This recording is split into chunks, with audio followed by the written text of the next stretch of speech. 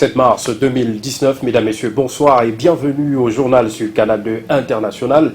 À la une de l'actualité du 19h50 de ce jour, la demande de libération de Maurice Kamto et compagnie rejetée par le juge ce jour au tribunal de grande instance, centre administratif de Yaoundé, une audience sous forte mobilisation des forces de sécurité.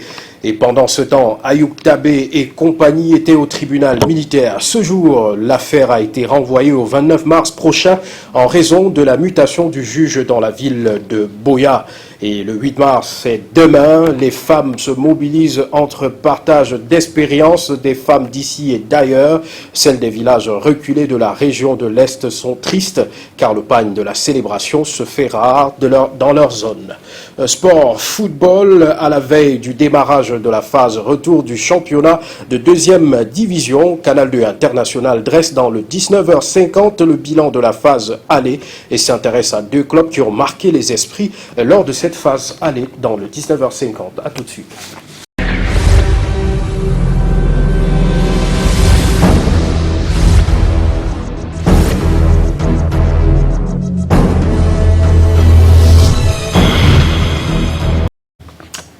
Bonsoir à tous et bienvenue au 19h50. Avant de mettre le cap sur Yaoundé pour parler du rejet de Maurice Kamto par le juge, rejet de libération, on parle du PADIC à Douala qui, en raison donc de l'arrestation de ses membres, PADIC entendez patrons et dirigeants chrétiens, qui a signé le 1er mars dernier une déclaration pour rappeler le statut de ses membres inculpés et les motivations pour lesquelles leur libération provisoire avant l'échéance du procès était incontournable, aussi bien pour leur famille que pour l'État, l'économie également et la société camerounaise.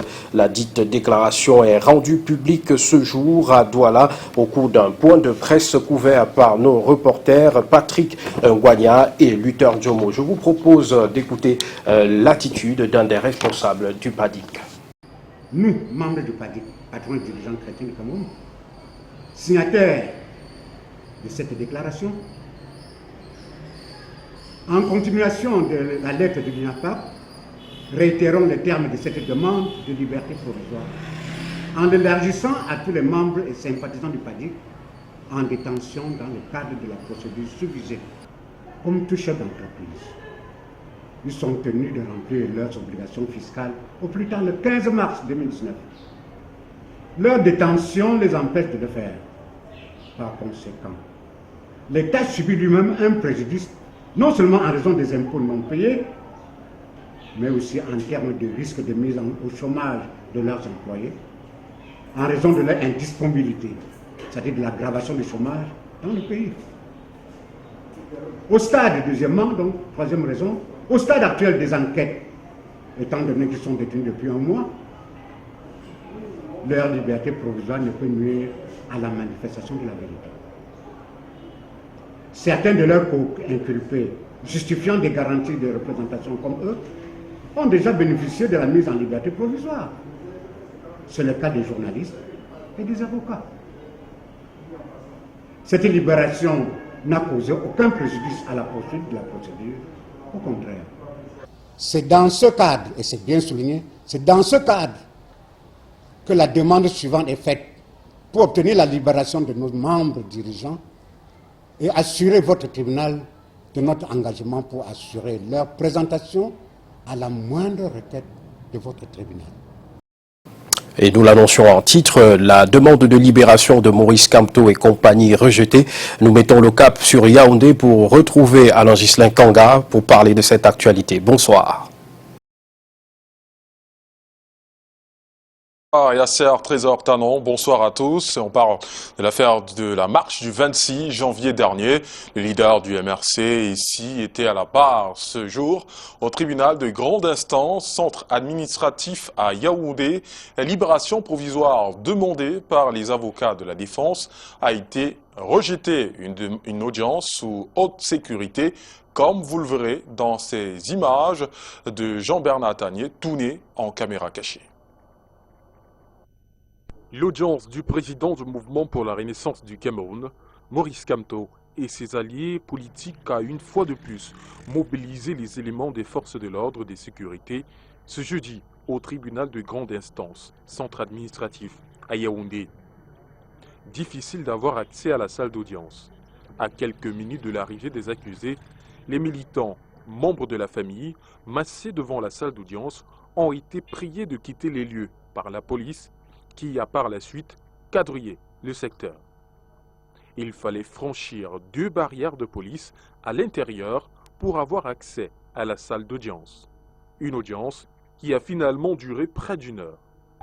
Et à la sortie du bus transportant Maurice Kamto, sous escorte policière, les militants du MRC, massés au bord de la route, acclamaient leur leader. Le collège d'avocats du leader du MRC, ici, arrêté pour la marche du 26 janvier dernier, tentait d'obtenir leur liberté provisoire. Le 27 février dernier, au tribunal militaire de Yaoundé, ils ont demandé au juge d'Habeas Corpus de constater les violations répétées de la loi de cette procédure judiciaire et ordonner la libération immédiate de leurs clients.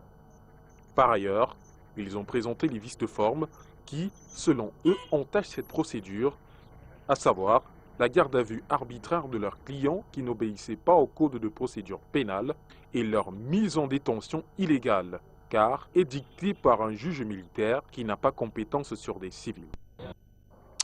Notons que Maître Michel Ndoki a été inculpé et mis sous mandat de dépôt à la prison centrale de Yaoundé.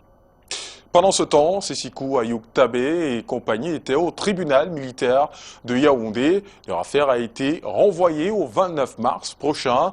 Pour cause, le juge chargé de l'affaire a été muté dans la ville de Buea. Le président du Social Democratic Front, John Frundi, était présent à l'audience et il a pu s'entretenir quelque temps avec les accusés. Je vous propose d'écouter l'avocat de la défense, Christopher Ndon, au micro de Constant Kamgar. Constatons ce matin que le juge, le colonel même, a été affecté à Buea. Et voyez-vous, c'est un embarras. Mais les avocats avaient préparé les récusations.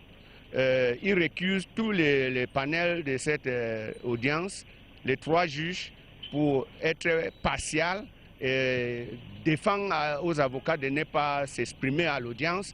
Donc nous disons, ce genre d'attitudes ne sont pas normales. Nous avons fait appel contre sa décision ADD. Il refuse même de prendre cet appel. Nous avons envoyé ça par voie de poste et ils ont ça en main. Où on a fait appel à la décision la dernière fois où il avait dit que les Ayouk Tabé sont de nationalité camerounaise. Contrairement à ce que les avocats de la défense ont démontré les documents venant des Nations Unies pour démontrer qu'ils sont des réfugiés au Nigeria et que le tribunal n'est pas compétent pour juger cette personne arrêtée, Ayouk Tabé et consorts. Si on change le collège des magistrats qui jugent cette affaire, le nouveau qui vont venir, on va commencer du nouveau, c'est-à-dire recommencer tout à zéro. Donc tout ce qui était dit depuis le début de cette affaire va être mis de côté et on va recommencer puisque le nouveau juge doivent recommencer à zéro pour écouter et entendre les parties dans le procès. Voilà ce qui nous attend actuellement. Et nous suivons de près la situation de l'ancien ministre des Transports, Edgar Alain Mbengo, encore en garde à vue depuis cet après-midi. Hier, nous vous rendions compte de la perquisition effectuée à son domicile au quartier Odia à Yaoundé. Jusqu'en début de soirée, ce jour, les regards de nombreux chroniqueurs étaient rivés vers le tribunal criminel spécial où les enquêteurs se penchent sur les infractions qui pourraient être retenues contre l'homme ainsi que son épouse et d'autres comparses. Et ce soir, je vous propose de revenir sur le parcours de l'homme qui aura été au cœur de la conduite d'une opération qui le viserait à son tour aujourd'hui. Portrait de l'ex-enquêteur en chef et ex-geôlier des proies éperviers sous le coup de pinceau de Rodrigue Tanguay.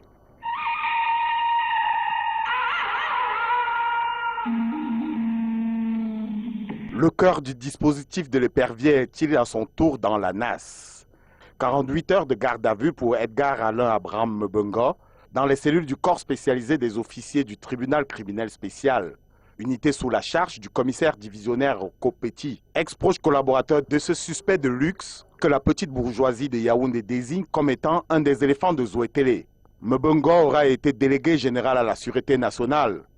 Un séjour d'environ 5 ans à la tête de la police camerounaise qui lui a permis de mettre en œuvre les projets d'arrestation de dignitaires.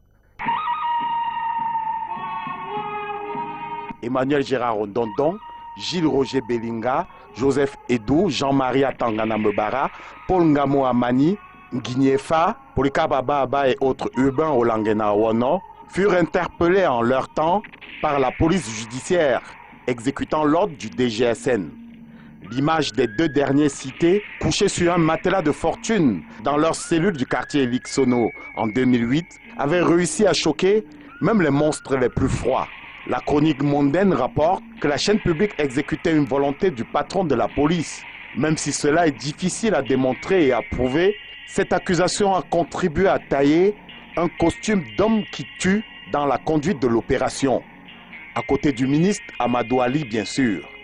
Et ce n'est pas le goût de Mbongo pour le fringant, costume de luxe, voiture rutilante, bâtisse de roi, qui aurait pu déconstruire cette image de bourreau d'ancien turéféraire.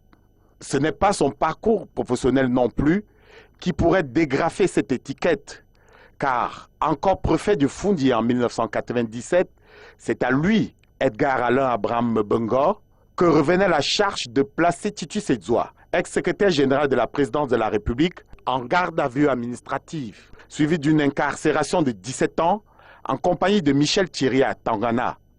Peu de temps après l'accomplissement de cette mission, le jeune préfet venu d'un fou, quelques mois avant, à peine 40 piges consommées, se retrouve directeur du cabinet civil, le Saint des Saints, remplaçant même un des plus fidèles de Paul Biya, Laurent Esso. C'est pendant ce séjour au cabinet du chef de l'État, fait parfois d'épanchement du fils de Zouétélé, en raison d'un rejet supposé ou réel d'une partie de la famille de Paul Biya, que l'administrateur civil hors échelle est impliqué dans l'achat foireux d'avions présidentiels. D'ailleurs, toutes les personnalités interpellées dans le cadre de ce dossier ont toujours répété à U et à Dia ne pas comprendre pourquoi celui que les habitués des chaumières présentent comme le fils du président n'est pas lui aussi embastillé. Au surplus, la garde de Marafa Amidou Yaya et Yves Michel Fotso, jugés et condamnés pour l'affaire Bébé Jet notamment, est confiée à Edgar Alain Mbongo, devenu depuis le 30 juin 2009 ministre délégué à la présidence, chargé de la défense et donc patron de la prison du CED, située dans un camp militaire au quartier du Lac. En 30 ans, au sein du Sérail, l'éléphant de Zouétélé aura ainsi été soit au déclenchement d'affaires, soit au cœur de leur exécution, soit même simplement geôlier d'anciens collègues du gouvernement et autres grosses baleines. Alors que son sort se dessine en pointillé avec une garde à vue prolongée, des perquisitions qui étonnent, de nombreuses analyses se demandent si l'ancien bourreau, à qui le journal Le Jeune Observateur du regretté Jules Koumkoum prêtait une fortune colossale, sortira de la nasse. L'éléphant de Zouétélé, soigné physiquement comme une antilope, élégant comme un zèbre, mais à qui la discrétion d'un chat aura manqué, pourra-t-il repartir libre du TCS? Question à 1 sou. Autre chose à présent, 101 personnes ont vu leur boutique emportée par les flammes au marché Elikdoua. Il y a quelques jours ici à Yaoundé, le ministre de l'administration territoriale est descendu ce jour sur les lieux pour apporter du réconfort. Atangandi leur a remis à chacune la somme de 200 000 francs CFA. Les précisions avec Delphine Foncoutene et Hubert Noutier. Ces clichés témoignent de la fureur des flammes de l'incendie, déclaré dans la nuit du 3 au 4 mars dernier, ici au marché Elikdoua à Yaoundé.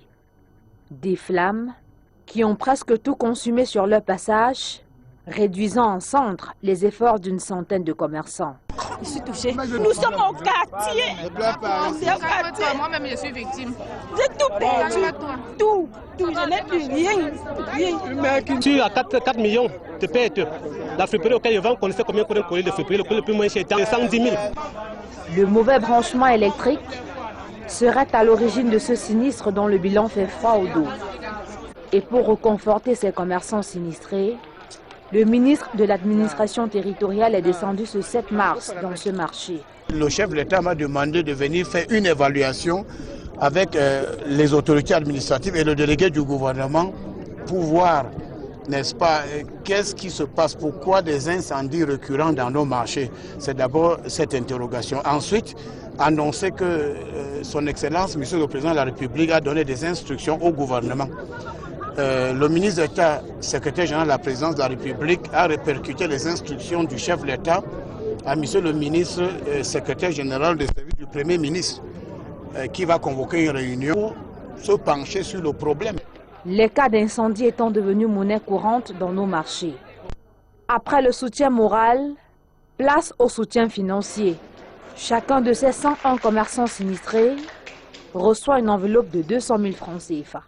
Ça va me permettre de ne pas dormir chez moi, de ne pas mourir de stress. Je remercie grandement le gouvernement pour ces 200 000 francs. Je remercie le chef d'État pour avoir participé à notre douleur et venir nous essuyer les larmes en nous donnant ces 200 000 francs pour pouvoir recommencer à remonter la pente. De quoi redonner de l'espoir à ces commerçants en attendant la reconstruction du marché Eligdjoa. Avancée remarquable dans la mise en œuvre du code de bonne conduite de Yaoundé relatif à la sécurité maritime dans le golfe de Guinée. Les experts issus de 11 pays signataires de ce code sont réunis à Yaoundé pour un colloque de renforcement de la gouvernance et pour une revue stratégique. Le conclave se déroule en présence de l'ambassadeur des États-Unis au Cameroun et du secrétaire général du ministère de la Défense. Compte rendu d'Arnaud Gueffak et Luc Vanda. Ici réunis des intelligences de haut vol, grand panel convoqué à Yaoundé au nom de la sécurité maritime dans le golfe de Guinée. Un colloque pour renforcer la gouvernance et la mise en œuvre de ce qu'on a appelé le code de conduite de Yaoundé. Il y a en réflexion la stratégie de répression de la piraterie maritime, des vols à main armée contre les navires et des activités illicites dans les régions Afrique de l'Ouest et Afrique centrale. Dans les deux régions, nous rencontrons 26 pays. Et les 26 pays sont dans les niveaux différents. Il y a les pays qui sont déjà un peu plus avant, comme par exemple la première zone. Cette zone, elle a déjà presque 10 ans de développement. C'est un niveau haut. Les choses avancent donc, même si des disparités d'une zone à l'autre nécessitent une revue stratégique. 11 pays sont ici enrôlés à Yaoundé pour la cause. Parmi les témoins du conclave, l'ambassadeur des États-Unis d'Amérique au Cameroun et le secrétaire général du ministère de la Défense camerounais. L'engagement des experts ici rassemblés démontre à suffisance de votre volonté à définir, au-delà d'un audit pur et simple de l'état des lieux des différentes stratégies nationales, les pistes et solutions pour le développement et l'implémentation réaliste et efficiente des dites stratégies maritimes. Idée toute convergente des experts ici, quant au partage d'informations entre pays, l'interdiction des navires soupçonnés criminels, la traque et la poursuite des personnes impliquées dans les activités criminelles transnationales et enfin les soins, le traitement et le rapatriement des gens de mer. Les meilleurs jours de la mer du golfe de Guinée sont à venir. Quittons l'espace maritime pour la terre ferme pour parler de la suite et la fin de la descente du ministre des Travaux publics sur la nationale numéro 15. La route sera livrée en juin 2020. L'axe Batienga-Tibati est une grande opportunité pour le développement socio-économique des localités bénéficiaires. Les travaux doivent être accélérés dans le respect du cahier de charges. Et le ministre Emmanuel Nganou-Djoumessi a tenu à clarifier la question d'indemnisation. Kamga, Michel Foucault. De Batienga à Tibati, il faut passer par Tuimankim. Et sur le lot 4, Yokolena, 44,9 km, le niveau d'avancement des travaux est globalement satisfaisant. On est à 66,7 d'avancement des travaux et il compte être livré au mois d'août 2019. Plus loin, sur les lots 5 et 6, 135 km de Lena à Tibati, dans la Damawa, la route nationale numéro 15 se dessine progressivement. autour de 15 à 20%. Il reste quelques expropriations, mais qui ne nous empêcheront pas de progresser grandement sur le reste du tracé. À propos des indemnisations, justement, la descente du ministre des Travaux publics sur le terrain permet de clarifier la situation, tous les bénéficiaires n'ayant pas accès à un compte bancaire. Les indemnisations sont prêtes pour être payées. Elles le seront par chèque. Nous avons modifié le processus pour que quiconque bénéficie de sa ressource l'obtienne dans son entièreté. La route de l'émergence, 380,1 km, c'est aussi de nombreuses opportunités socio-économiques pour les populations de Yoko ou de 5B, mais le vivre ensemble davantage consolidé entre le Grand Nord et le Grand Sud. L'unité nationale va s'en porter mieux parce que les populations du Grand Nord vont rencontrer celles du Grand Sud par le biais de cette route. Je crois que c'est une opportunité de taille. Et le maître d'ouvrage se veut optimiste après 3 jours de visite et d'échange pour régler plusieurs détails. D'une manière générale, à l'horizon juin 2020, cette route sera achevée. Et avec les économies que nous avons réalisées dans les attributions des marchés, nous pensons de proche en proche la tirer vers Ngaoundéré.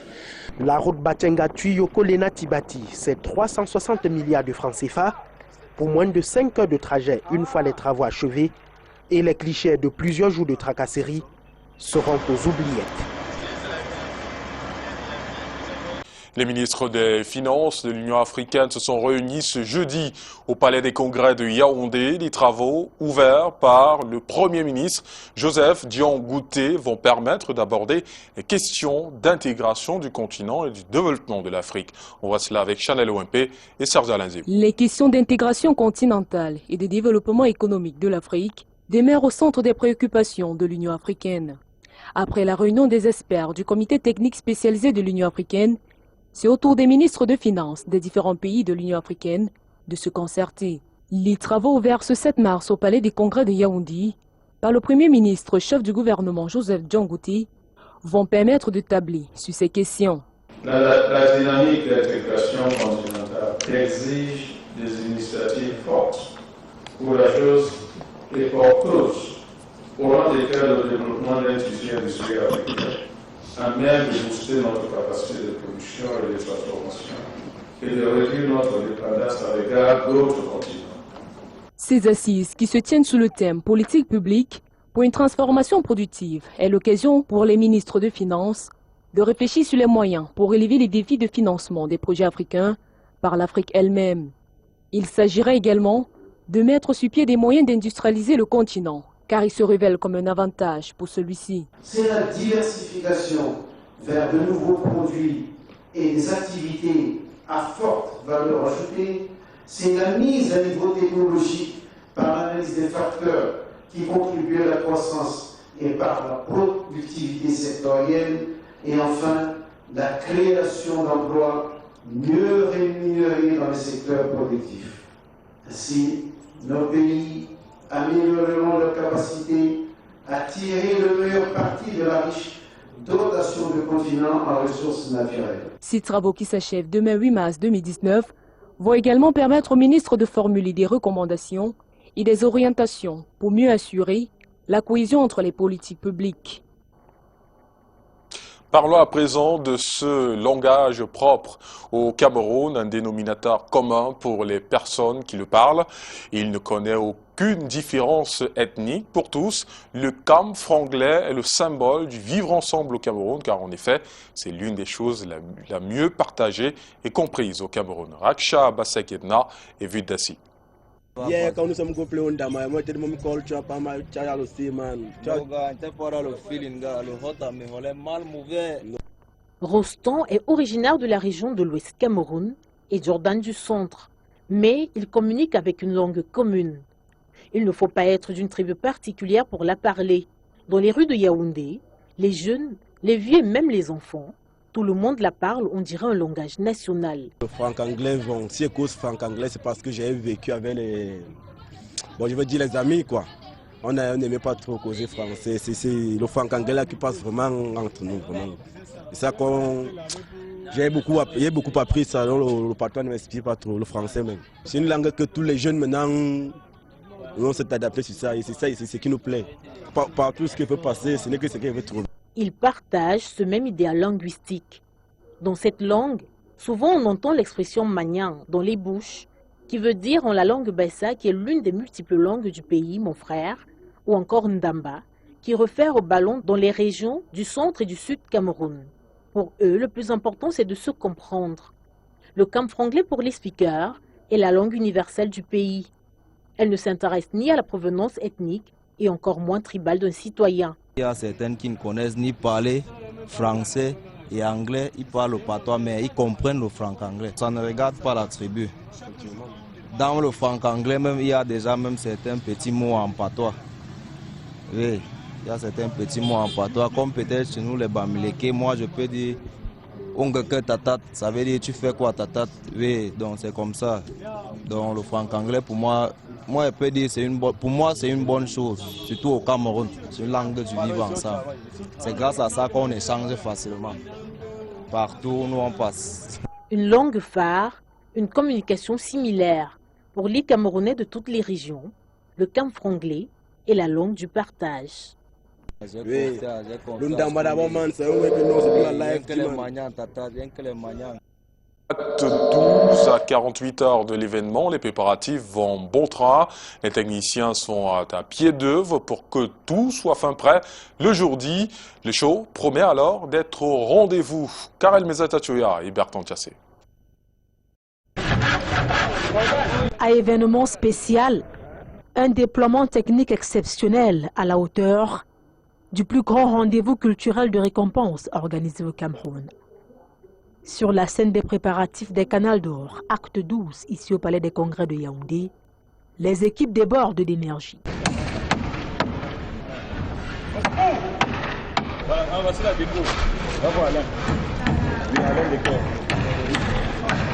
À 2 jours de l'événement, chacun à son niveau s'active au maximum pour donner le meilleur de lui-même.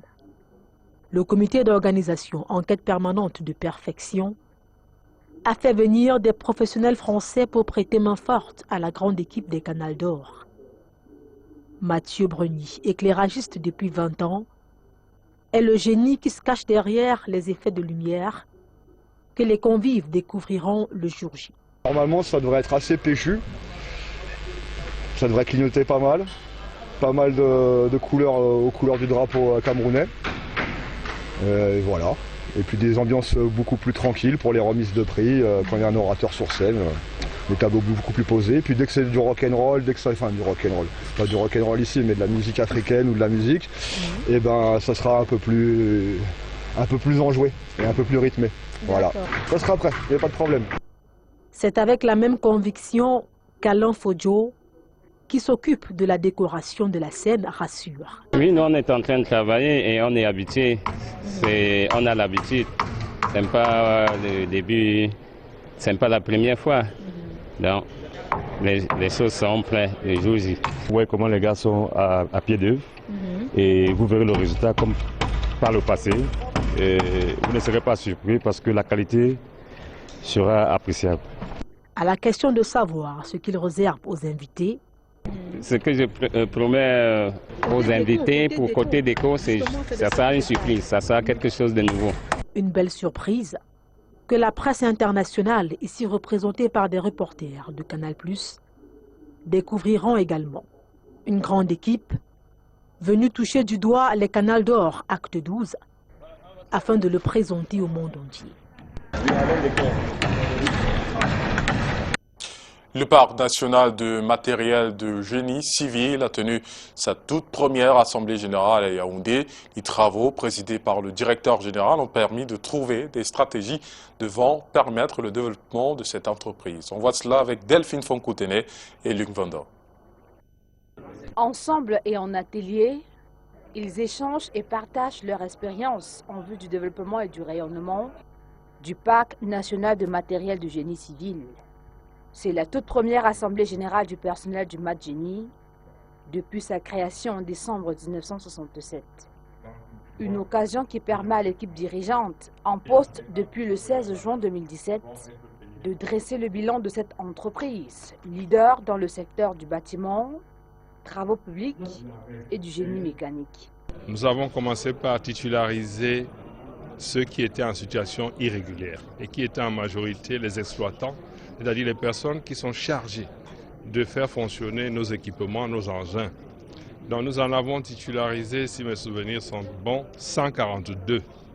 Une fois que nous les avons titularisés, nous avons affecté à chacun un équipement pour qu'il en prenne soin.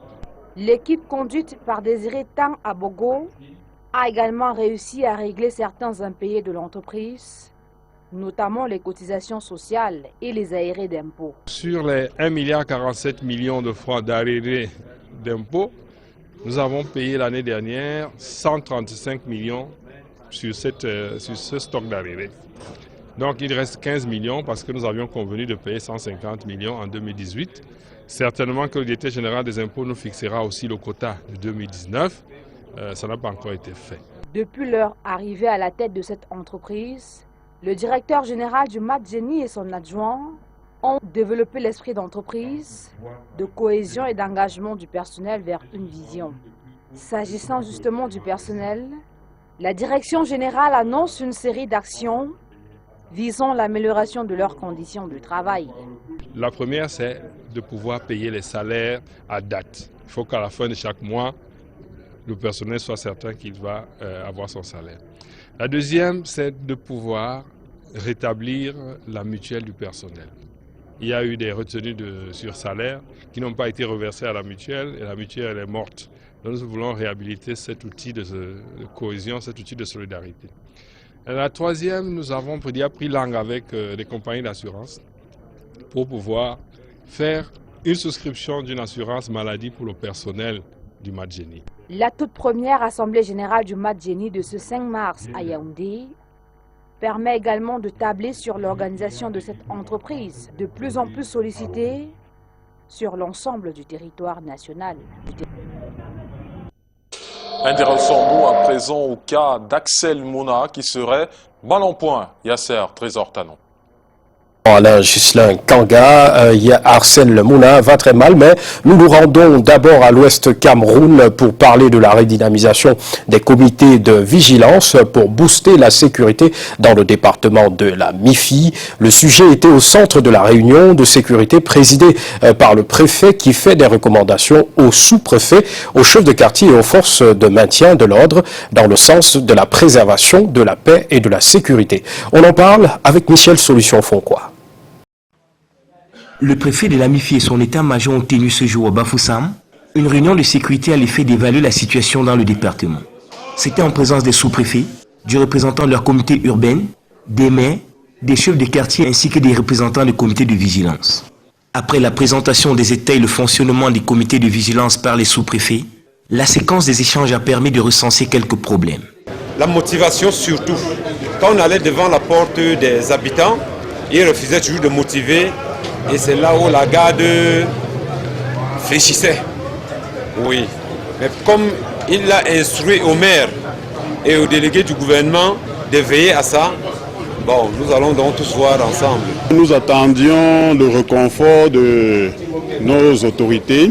Nous attendions le soutien de nos maires et du délégué du gouvernement. Et nous pensons que il y a eu une oreille attentive à nos différentes doléances. Plusieurs recommandations vont être données par le numéro 1 du département de la MIFI dans le sens de la redynamisation des 10 comités pour garantir la paix et la sécurité dans le département. Il était question, n'est-ce pas, d'évaluer le fonctionnement des comités de vigilance qui étaient mis sur pied depuis un certain temps. Fonctionnement qui nous a permis de garder sous contrôle, n'est-ce pas, le problème de sécurité dans notre unité de commandement et aussi de remobiliser les membres du comité de vigilance. Au sorti de cette concertation, le matériel de travail envoyé par le ministère de l'administration territoriale a été remis solennellement aux sous-préfets qui se chargeront à leur tour de les redistribuer aux différents comités de vigilance. Matériel constitué des téléphones portables, des lampes torches, des bottes, des blousons et bien d'autres pour faciliter le travail sur le terrain. Un cri de cœur ce soir dans le 19h50. L'artiste musicien Axel Mouna va très mal après les malheureux accidents de la circulation qui lui vaut le mauvais état de l'une de ses jambes. Le chanteur et auteur de plusieurs chansons à succès des années 70 et 80 est victime d'un autre accident qui cette fois-ci laisse sa jambe avec une triple fracture du bras gauche nécessitant également une opération chirurgicale assez onéreuse. Alain Michel Yedna et Stéphane Binac signent le SOS. C'est ici, à son domicile au quartier d'Eido, que l'auteur de Juventus nous accueille. À vue d'œil, l'homme est amoindri par le poids de la décrépitude physique.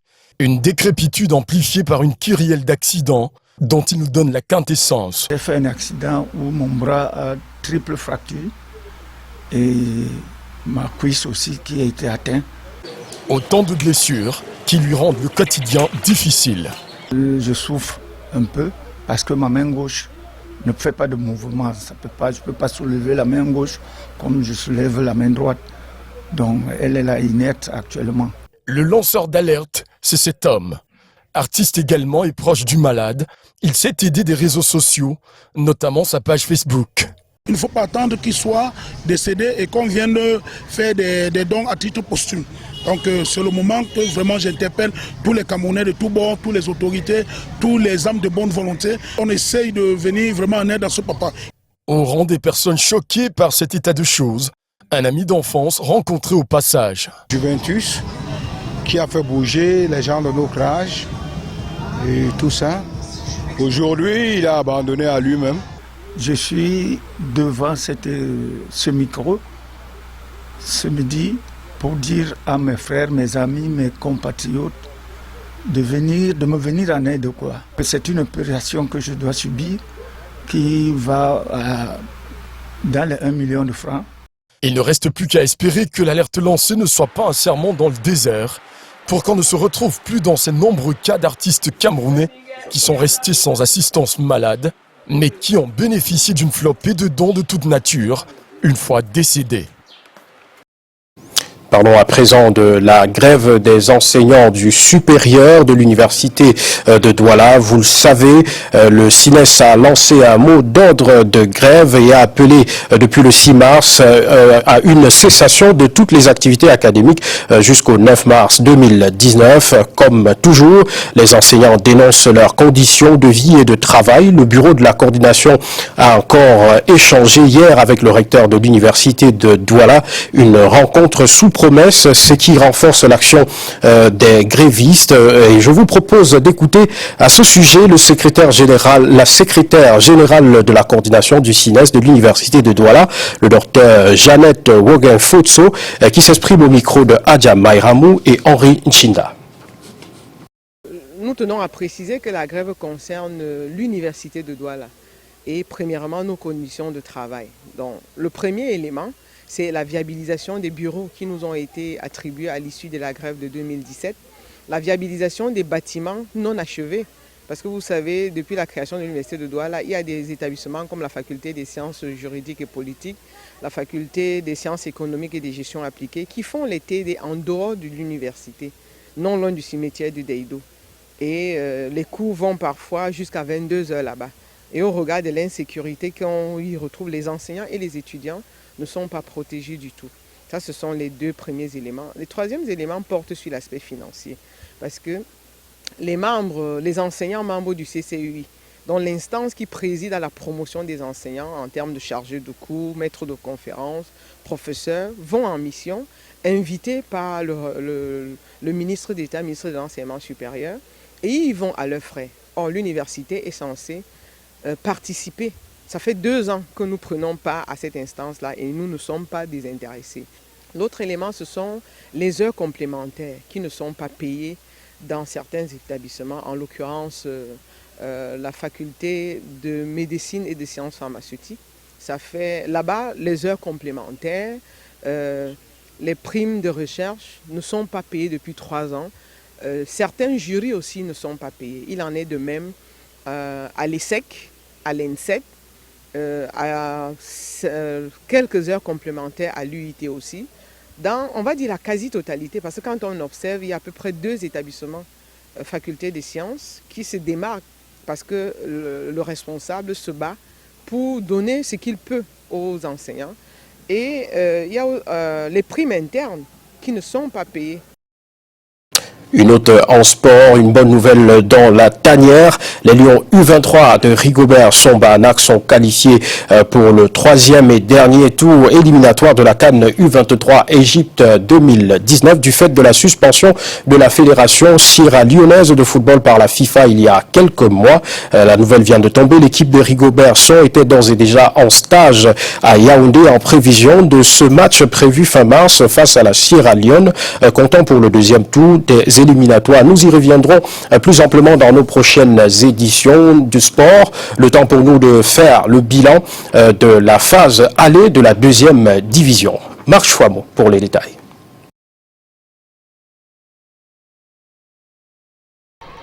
Le Léopard Football Club de Douala a fait sensation lors de cette première phase du championnat de Ligue 2. Le promu aux dents longues est leader du groupe B avec 15 points, devant des cadors dans son groupe comme Bamboutos de Bouddha ou encore Aigle Royal de la Ménois. Les Banabanjos sont invaincus en 7 matchs, 8 buts inscrits et un seul but concédé. Rien que ça. Rencontrés à leur séance d'entraînement ce jour, les Verts sont satisfaits de cette première étape. Le Léopard c'est un bleu. Nous sommes à ce niveau-là en train d'apprendre et je pense que les enfants jusqu'à présent tiennent le bon bout. La phase retour commence samedi. Toujours contre une équipe de Bamboutos, une très très bonne équipe de Bamboutos. Et je crois qu'elle mérite un grand respect. Léopard de Douala s'apprête à se déplacer sur la pelouse de son dauphin Bamboutos de Bouddha ce samedi. Un invité surprise a été repéré à la séance des Banabanjos ce matin. Anissé Mbargafoué, entraîneur de Bamboutos, confirme qu'il est agréablement surpris par les performances des Léopards de Douala. Léopard qui a terminé quand même en tête nous a montré que c'était une très belle équipe. Maintenant que la phase retour commence, nous réservons du moment où nous allons lancer l'assaut. Relégués administrativement en Ligue 2 la saison dernière, les Manga Boys n'ont qu'une seule idée en tête, remonter en première division. Vous voyez les nombreux supporters qui sont derrière et qui soutiennent cette équipe. Il est inconcevable et inimaginable à un seul moment qu'on la déçoive. Donc ça veut dire que nous mettons tout pour que cette équipe puisse remonter. En tout, 20 rencontres se sont disputées dans le groupe A pour 43 buts inscrits, soit 2,1 buts de moyenne par match. AS FAP de Yaoundé est leader de ce groupe avec 14 points, suivi de la Panthère d'Undé, 13 unités. AS Etomeki est lanterne rouge. Dans le groupe B, 28 matchs pour 44 buts, soit une moyenne de 1,5 par match. Meilleure attaque, Bamboutos de Bouddha avec 8 réalisations. Léopard de Douala tient la meilleure défense avec un seul but encaissé. Avant de refermer ce journal spécial le 8 mars, partage d'expériences des femmes d'ici et d'ailleurs à quelques heures de la journée internationale des droits de la femme. UMA, entendez 8 mars, autrement évalue l'implication des femmes dans l'activité politique, leur effectif dans les fonctions nominatives et encourage celles-ci à oser, quel que soit le domaine d'activité, l'objectif étant de valoriser et promouvoir l'épanouissement de la femme. On en parle avec Monique Naossi-Fosso et Thierry Nana. En 1910, les femmes de l'Internationale socialiste venues des 17 pays revendiquaient à Copenhague le droit de vote. Et ça fait 34 ans que les Camerounais s'activent officiellement le 8 mars pour leurs droits et pour leur participation effective à la vie de la nation. Bilan en 2019, 35% de femmes à la fonction publique, dont 15% de femmes ministres, entre autres. Des statistiques qui contrastent avec des engagements pris par l'État, tant à travers les discours qu'à travers des conventions ratifiées. C'est la volonté politique. Une femme ne se nomme pas. On a été à l'école. On était souvent premiers, les hommes qui occupent les grands postes derniers de la classe. S'ils sont là où ils sont, ce n'est pas parce que nous sommes cancres.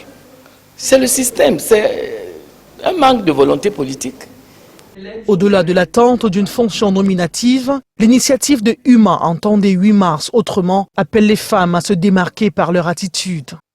Les femmes doivent comprendre qu'elles doivent elles-mêmes se former, s'éduquer, pour pouvoir transmettre cela, pour que demain ne soit plus comme aujourd'hui. Tu ne peux pas transmettre ce que tu n'as pas. Femme, important, tu ne peux pas transmettre ce que tu n'as pas. Tu dois choisir tes priorités et savoir comment te comporter tous les jours. Accepte quel que soit ton rang social, quelle que soit ta classe sociale, quel que soit l'environnement dans lequel tu vis, accepte de te former pour que demain, tu puisses former ta fille et ton garçon. Parce que si tu éduques ton garçon comme tu éduques ta fille, les choses changeront. À la veille de cette édition du 8 mars, cette conférence vise à valoriser l'épanouissement de la femme avec ses compétences techniques et managériales. J'ai toujours adoré voir des femmes épanouies, des femmes gaies. Et je me suis toujours posé la question de savoir pourquoi nous étions toujours en train de nous plaindre au lieu de nous battre. Et Huma est donc partie de cette initiative où nous nous retrouvions le 8 mars autrement. L'audace et la solidarité entre les femmes pourraient faire bouger des lignes. Bonne célébration de la Journée internationale de la femme par anticipation. Et c'est ici que s'achève ce journal que vous pouvez d'ailleurs regarder en replay sur YouTube via la page de Canal 2 International. Retrouvez Adja Mayramou demain pour les éditions du week-end. Le week-end, si vous prenez la route, soyez prudents. Bonne soirée à tous.